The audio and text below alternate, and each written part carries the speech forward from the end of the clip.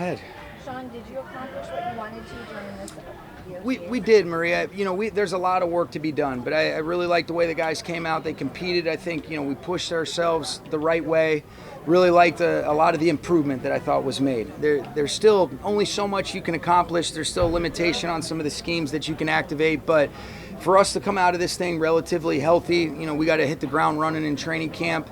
I do like where we're at. There certainly still is a lot to be accomplished, but really pleased, and it flew by. I didn't know exactly how we'd approach this, but I think based on the work that we did get throughout the OTAs, felt like this was the smart approach. Give guys a chance to be able to get a little bit of a breather, and then we got to come back in shape and ready to go. We can't get in shape when training camp rolls around, but guys have done a really nice job. What's it like having Kyler? It's awesome, and really, even in a walk-through setting, you always feel his presence, Jordan. He's just got such a great energy about himself. He's so engaged. He's got a great focus and concentration, so we'll be glad to be able to have him back in practice settings, too. Any progress in the Stafford situation? If you had to guess, what would you say my answer is going to be? Well, it'll be the same as, keep things internally, and so that's kind of where we're at. Do you expect him to be there for camp? Do you anticipate that he will be there for the start That's of my training camp? expectation, yes. And how is your summer going to be with that kind of hanging I'm just over going your to think head? about this every second, Gary, because you always ask No, me. but that's an no, issue you know what? going into training camp. No, I think, like I said, we'll keep things internally. I couldn't be more impressed with the way that he's handled it, the way that he's led, been here every single day doing his thing, and that sure means a lot to me. Is the plan for Kyron to be a full go for camp? It is, yes. Is that the same for Tre'Davious White? Where is he at right now? He's making good progress. He was able to partake in the walkthrough. It's obviously a significant injury that he's overcome. He's gotten a lot of good stuff done on the side. You can see he's really locked in and engaged in the meeting settings too. As far as what his actual process will be in training camp, we'll see where he's at. He does such a great job, understands his body, and so I don't think we want to pigeonhole ourselves into one approach. It's, all right, how's he feeling? What does it look like relative to when Neil Elatrosh checks up on him, and what's going to be the best thing for him, not only for, hopefully being ready to go for the opener, but for the totality of the season. When you are installing like this, how do you test player recall in between snaps? Just by mixing it up, going through different situations like a game occurs, Jordan. Sometimes you'll have a focus for the day, and certain phases that can come up. But I think when you organically go through a drive like what regularly occurs in a normal game, that's the best way to test it. You're mixing personnels, you're mixing concepts, you're mixing down and distances, field locations, and so guys have done a good job. I think that's been one of the things that I really appreciate is in these settings they stay locked in. They're able to improve while still enjoying it. It doesn't need to be miserable to try to continue to improve on a daily basis. Well, just specifically with Steve, a couple of, I don't want to say like pop quiz questions. Yeah. Sort of like, if this happens, what do you do? Is there a change here? What's that been like with him, and sort of checking where he's at as he continues to? He's done a really good job.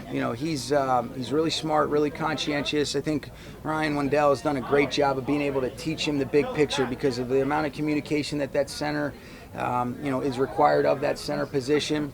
And then obviously having Matthew there is a huge bonus to be able to lean on him. But, it's not exclusive to Steve. We've got 5 other guys up front. Matthew's right there. And I think we've got guys that we want to have, total ownership, not exclusively from those positions. What will you miss and what will you not miss about Cal? It's when I first got here, you thought it would be a temporary facility, and here we are going into year 8, and it's been great. I love the privacy out here. The only downside is really when it gets windy. The facilities, I think it's great. You're in close quarters to people. That stuff doesn't bother me. As long as the film works, as long as the players have enough space in the locker room and the weight room, my office, I'm more worried about the film. And then, it is a great setting out here, but later on in the year, these Santa Ana winds can inhibit your ability to get better. So that's the one thing I will not miss. But Cal Lou's been great. It's been awesome being here. And we'll probably just pick this facility up and go plant it at Woodland Hills, and then we'll see when the real thing's ready eventually. Does that make you nervous at all? Then no window. No windows. No window. You know what? No freaking windows, probably. You heard a new dietitian in the spring. What went into that decision, and what were you looking to improve?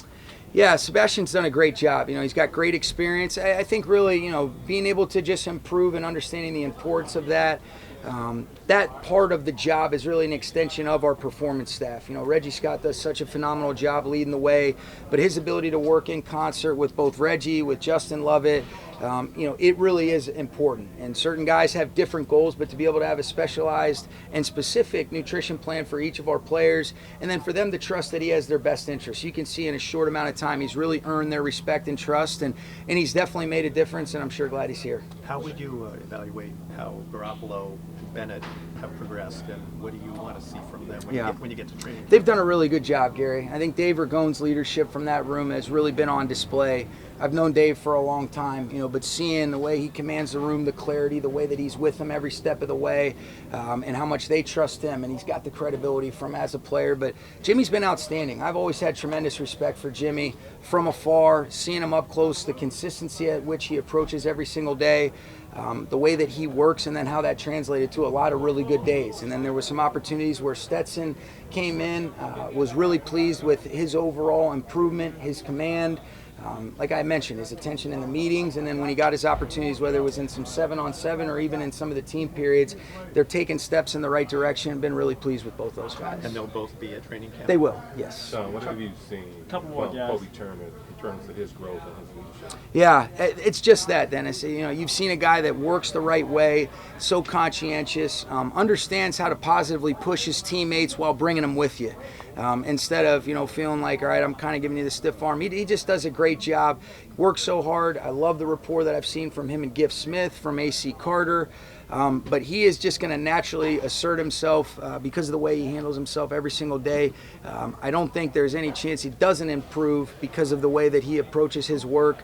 He's the epitome of a growth mindset. I've been really pleased with him and very grateful to be able to work with Kobe. Sean, there's going to be 5 NFL teams here doing training camps. What does it mean for the region, and then specifically what does it mean for your team to be able to have joint practices and have that interaction? It's awesome. We're going to get an opportunity to get 4 joint practices, 2 against the Chargers, spread out a little bit, 1 against the Cowboys, which I've already seen is out there, and then we'll go to Houston and we'll practice against them on that Thursday before. So to get 4 opportunities and never have to go back-to-back, that's a big deal.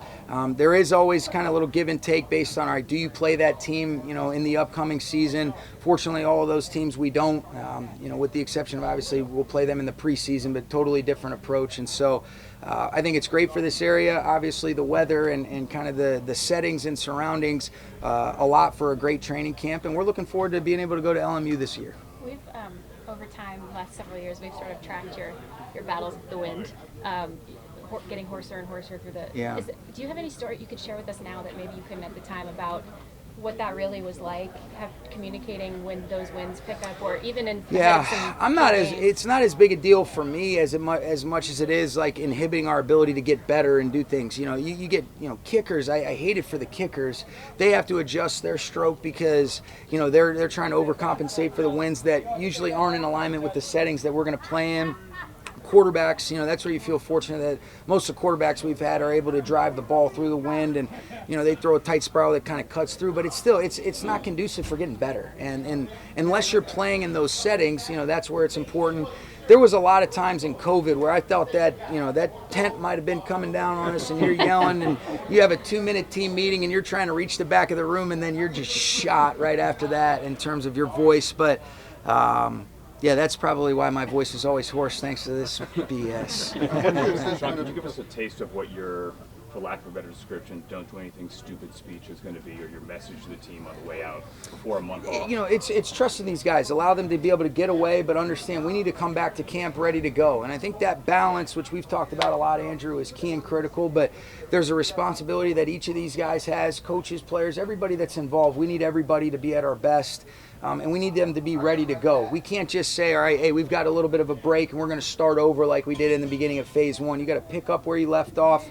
I think that takes a bunch of conscientious guys that know what their rhythm and routine is in this 5.5-week break until we report on the 23rd of July with our players. And so it's that. We've always had guys that you feel like you trust, and you want to give people a grace, but you also trust them to make the right decisions that are in alignment with putting themselves in a position to be a factor to help this football team and be a part of something bigger than themselves. Any anxiety? A couple more guys. No, I can't control that. You just try to influence and affect in the right way, and so you hope that you never get that call. Fortunately, that's been the case in a lot of instances, and I think it's a credit to the caliber of men that we have on this football team. But if something does occur, then you support them, you try to be understanding, and you try to go solve problems from there. It was during this break that you guys signed Kello and DeMarcus last year. Do you foresee exploring any kinds of moves like that with positions on this roster after seeing it the last Probably time? a little bit different than last year's approach. But what we will do is we'll look at, all right, where are we at right now, understanding that there still are some, limitations in regards to the evaluation process, but what are the resources that we have to be able to have the most competitive team, going into camp. And so probably not to that extent, but to say that there wouldn't be anything that could come up, I certainly would never say that, because if we feel like, within, our discipline approach that we want to be able to take, if we can improve the football team, then we will do that. What's your assessment of how Cooper has looked this offseason going into training? He's been great. He's been able to establish a foundation. He knows his body really well. I talked about it a little bit a couple weeks ago or last week. Just so conscientious, such a great leader. But I think you've seen a guy that's been able to really put the work in the way he's accustomed to, build it from the ground up. He's out here, he's having fun, he's influencing and affecting positive change in his teammates and situations he's a part of. And I can't say enough good things about how special he's been this offseason. Last one, guys. Notable time periods for special teams throughout the course of these entire OTAs. And then also from hearing them, sounds like they're trying to develop an identity, a collective, a theme with each other. What is that like for you as a coach after what happened with the unit last year? And then have you guys thought about the way that you, structure these OTAs to get that kind of work in? Absolutely. You want to be intentional about figuring out how can we be the most complete football team, offense, defense, and in the kicking game. And there's no running away from, we have to be a lot better than what we were. And I believe that we're in the midst of figuring that out, and that's execution-oriented, that's schematically, that's being able to adjust to some of the new things that are on the horizon. But I've been really pleased with Chase's leadership, obviously adding Chili Davis to replace a really good coach in Jeremy Springer, who will do a great job in New England. And then John Stryker's been another guy that's been able to provide a great wisdom, a perspective, and there's a close comfort with he and Chase from their history together. So I've been pleased with the guys, and there certainly is a long way to go, and I'm excited about being able to put the pads on after we finish that acclimation period. Coach, do you sense anything different about the team so far? It's early, obviously, but without Aaron Donald, anything so far that gives an indication of what I really like the way this team has approached it. We've talked about it. I don't take for granted how lucky I was to be around Aaron and what an amazing person and player he was. You never replace a guy like that, but I do like the approach. I think our coaches, starting with Chris Shula and the rest of the defensive staff, and then the players have really done an excellent job of continuing to improve. I think we're in the midst of figuring out what that identity is going to look like, but we'll never replace him. I'll always miss him, but I've been really excited about the opportunity to see some guys continue to step up and be the best versions of themselves. Okay? Thanks, guys. How much are you going to miss Gary?